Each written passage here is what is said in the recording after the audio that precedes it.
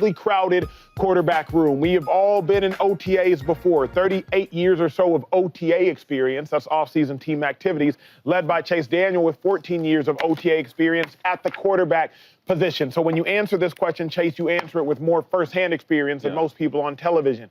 Shedeur, can he separate himself from the pack, back at practice, helmets on, pads on, team is there, coaching staff is there? Can he separate himself from the pack? Pads aren't on. Yeah, helmets on. It's just helmets. Helmets on. And it's just short. So for right now, no. No, I don't think in OTAs you can win or lose a job. You can change some opinions, though, where I think that Shedeur, if he is going to separate himself from the pack, it has to be during training camp, more specifically during preseason games. Now, for him to separate himself from the pack, what I take that question is, can he be the starter day one? This is what this question is asking me for on the field when he gets back, if he has a good preseason. I think it's going to take one of the greatest preseason performances of all time to vault him to start right away. Now, that's not to say he can't do it through the course of the season. Now, I eventually think that Shedeur should and needs to start games, I think, sooner rather than later, so the Browns can see what he has so he can grow. But he's competing right now with Dillon Gabriel for the third quarterback spot. Let's just make sure we understand it. I think a lot of this people at this desk think that Flacco and Pickett will be competing for the starting job to start. Now, that's not to say that he can't have a great preseason and get in that mix to start some games. Now, the question in the story that I want to tell really is, when I was with Sean Payton and I was a rookie, and same with Andy Reid when I was in the fourth year, they said something to me that will stick with me for the rest of time. And it was about, hey, like, Coach, I went up to Sean Payton, what can I do to, like, make you see what I have in OTAs?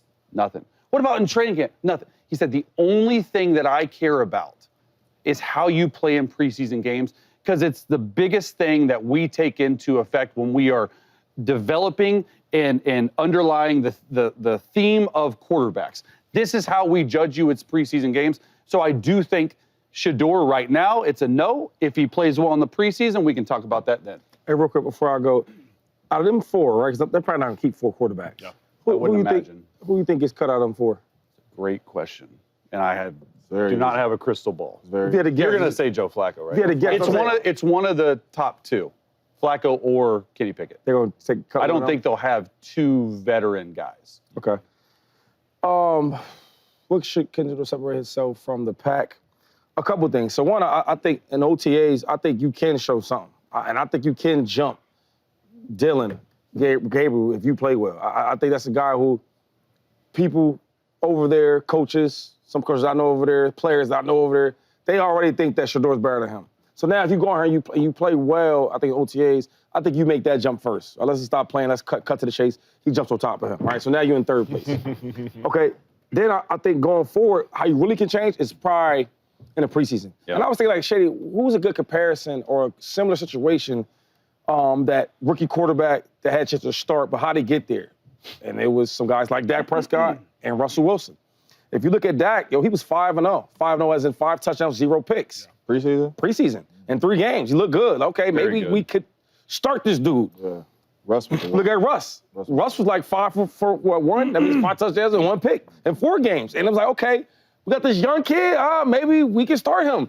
And it started with OTAs, and then it finished with the preseason. And I think if Shedeur goes in the preseason and balls out, because I think you already make that one jump over Dillon Gabriel in OTAs, and then we put them pads on, we go out there, we really go out there and we hitting, and we want to see what you got when the coach ain't on the field talking to you. Yeah. I think if he does that, he'll have a chance, man. Yeah, I agree with Shady in the fact of this. He can separate himself from Dillon Gabriel, but that's where it starts and it stops for me. The reason I suggest this is, at training camp, there are 2 packs typically going on.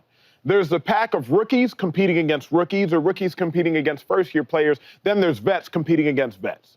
When I got to Cleveland and I was drafted in the 6th round, I was competing against James Michael Johnson, 4th-round pick that same year, linebacker from Nevada, who was drafted in the 4th round. I was competing against L.J. Fort, undrafted linebacker out of UN something. I was competing against Craig Robertson, first-year linebacker out of North Texas. I wasn't competing against DeQuell Jackson or Scott Fujita or Chris Gokong or Kaluka Maiava. I wasn't competing against the vets. I was competing against that second pack, the younger crop of kids. I think right now Shedeur is competing against Dillon Gabriel. The reason I think he can separate himself, if Gabriel proves himself to be bad, which I believe can do, Shedeur might not be able to jump him on the depth chart, but he'll jump him in perception and in everybody's mind. So as soon as you get to training camp, Dillon Gabriel's leash is much shorter, Shedeur's is much longer. But Shedeur right now, he can't separate himself from Joe Flacco or Kenny Pickett, because Kenny Pickett and Joe Flacco are competent NFL quarterbacks. That's why they're still in the NFL. Right now, Dillon Gabriel nor Shedeur Sanders, we don't know if they're competent NFL quarterbacks. Either one of those quarterbacks could actually be terrible, in which case the other one can separate himself. Let me ask a question before James goes. That's cool, my brother. So you said something interesting. So the whole thing was interesting, but specifically when it comes to Dillon Gabriel and Shedeur Sanders, you had said that you think Dillon Gabriel can change some opinions, and Shedeur Sanders can change some opinions, and he could potentially leapfrog, maybe not on the depth chart, Dillon Gabriel. Yeah, me too. But you said, okay, cool. But you didn't say this part, Shady. Only Acho did. You said his leash is going to be much longer than Dillon Gabriel's. You think Dillon Gabriel's leash is short. Please explain that to me. I said this. If Shedeur completely outperforms Dillon Gabriel right now at OTAs, come training camp, I don't know if Shedeur will start as the 3. I think Gabriel will still start at the 3. But if Shedeur is better in perception than Gabriel, I think come training camp, Gabriel's leash will be Did we forget that they drafted 1,000%. Dillon Gabriel Yeah, that's cool. first? Yes. Cool. Yeah. That's why I think. And both of them are rookies. So Yes. how can, I'm just trying to understand, because I'm just, maybe you can, Yes. how can one person's rookie leash be shorter than another if you were drafted higher than Shedeur Sanders and we don't have pads on yet? The only way I believe it's possible is this. If Shedeur balls out in OTAs, it's just OTAs. Because Dillon Gabriel is drafted higher, I think Dillon Gabriel is still going to be 3rd on the depth chart come training camp. Gotcha. Because he's drafted higher. But draft position right now, it's all perception. Yeah. I think, yes, he'll start 3rd on the depth chart, but if Shedeur proves himself to be better right now, I think he will quickly move to 4th on the depth chart, as opposed to if Gabriel's better right now, it'll be a longer process.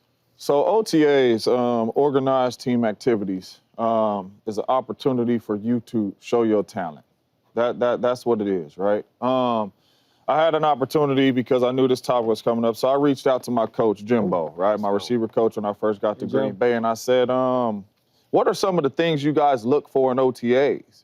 You know, he said, number 1, can you grasp the playbook? Yep. He said, because as we go to install 1 and we finish OTA number 10, all of our offensive install is in, right? All of our signals are in. So if you can handle that and you're showing your ability, he said, now once training camp came, I said, okay, JJ can handle this. I could toss him in there with Brett Favre a little bit with the ones. That's what it's, because he showed the talent and he showed he could grasp the playbook.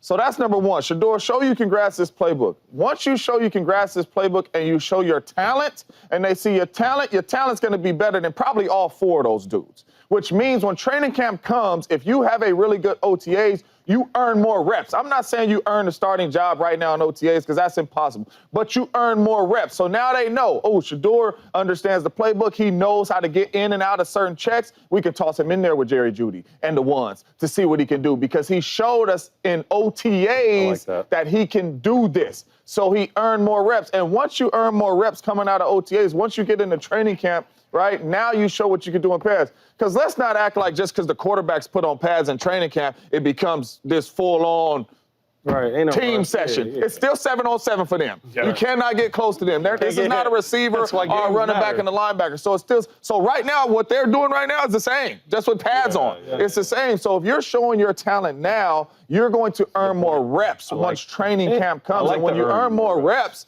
in training camp, then you can be able to try to win that. And another thing is, like, he ain't in there with no real gangsters in that room. Gangsters are a really, really good player. We all the same for real. You probably got a little more experience, Joe, because you've been playing forever. And then Kenny Pickett, you probably got a little more experience than me because you've been playing. But they ain't far from each other. That's the thing I want y'all to understand that. Like, you spoke. Talent? Talent, production, everything you want to talk about. Last time we seen Kenny Pickett as a starter, he wasn't really that good. Pittsburgh, went to Philadelphia, had a game or two that was really good. But, like, overall, they can't sell you enough. And then Joe Flacco, last time we seen him play, he was terrible. right? We thought that he was the answer for Anthony Richardson, which I told you was a bad move. He got in there, get him right out. Oh, get in, get right back out. So, and he's older. Them years that Joe had with the little run he had with Baltimore, it's over with. So as I'm in this room with these dudes, I remember going I gotta go against Brian Westbrook. Imagine if I had to go against rotational guys that go, you know what I'm saying? Okay, I'm happy with that. Number two is I look at Shedeur. Yes, you are right, because you talked about when you first got there with Drew Brees, dog. There's no Drew Brees close in Cleveland. For sure. I'm talking even Cleveland. There's nobody even, okay? So that's knowing that, it ain't a real hard battle for me, for Shedeur. It's not like a regular rookie that's a 5th-round draft pick going in there I gotta go against these starters. It's not that look. And then as I look at the Browns also, even with last thing with the Dillon part, yeah, he was drafted ahead of Shedeur. Yeah. But if you ask around in Cleveland with the players in that locker room, and some of the coaches are gonna be honest, they don't see it like that. And then you think that Shedeur or Dillon, they're probably 3rd string, right? Yeah, I think they're. So Matt, now let's go to some real. Now we're gonna talk some real football here. 2 3rd-string quarterbacks, you saying, right? Shedeur or Dillon. If I'm the owner, As of now, yeah. if I'm an owner, everywhere we talking about a 5th-round draft pick. So y'all saying, if they the same, why would I keep the 3rd-rounder? I can find him anywhere. Nobody talks about Dillon. I'm talking about the business part of it. The 5th-rounder I got, the 5th-rounder I have, he's talked about everywhere. He's low-key a new icon, like a young icon type dude. Real talk. And another thing is he's selling all the jerseys. So business-wise, if they're gonna be the 3rd string anyway, why would I keep the 3rd-rounder when the 5th-rounder is popping? Yeah. And not only that though, No, before we go, real quick. Take it some more. No, I'm not. But I'm saying, let's just talk. We're not even talking. Take the cleats off, take the helmet off. Now we're talking about the politics of football. Yeah. Right? I was probably playing for Chip Kelly. There's some. I'm looking at him now you know he shouldn't even be. You know what I'm saying? So just think about the Browns. Yeah. If you say they're gonna be 3rd strings anyway. Yeah. Now why the hell would I keep Dylan Brooks or Dylan He's gonna Gabriel? make the roster though. He's not getting cut. Whatever it is, I'm just saying if I had to pick one of them. Yeah, from an ownership perspective, it makes. Well, yeah. I mean, if you want to sell tickets and sell that, yeah. Because we ain't winning Super Bowls, so that's out the way. Not this year.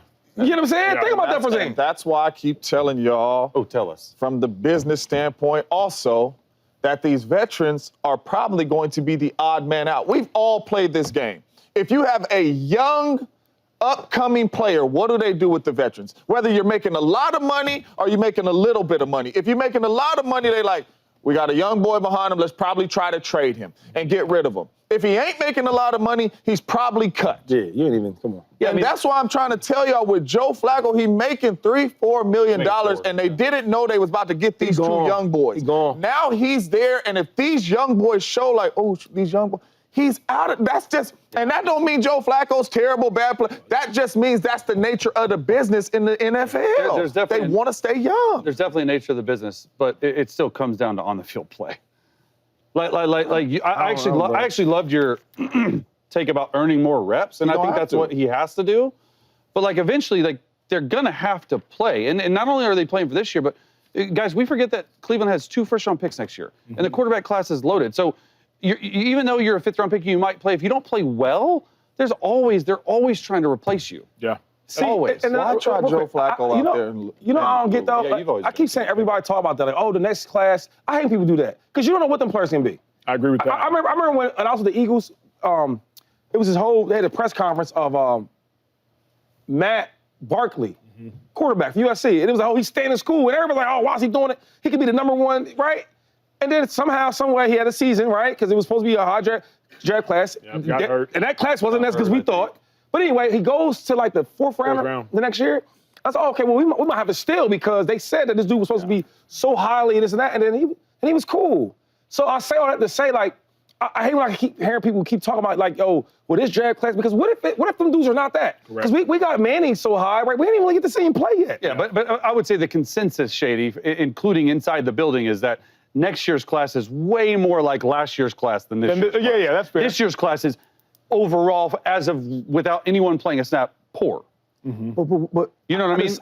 And no one knows anything. Brock Purdy was even Mr. Irrelevant. Now he's making $53 million a year. But it's like you planning for their future, and they have to. That's what organizations do. I know, but I just find in college, you don't ever know what you're gonna get. Yeah, that's a really good point. What up, YouTube family? Welcome to the facility. Thanks for watching, and you better be sure to hit that subscribe button if you want to get more highlights from the show and all of our exclusive content.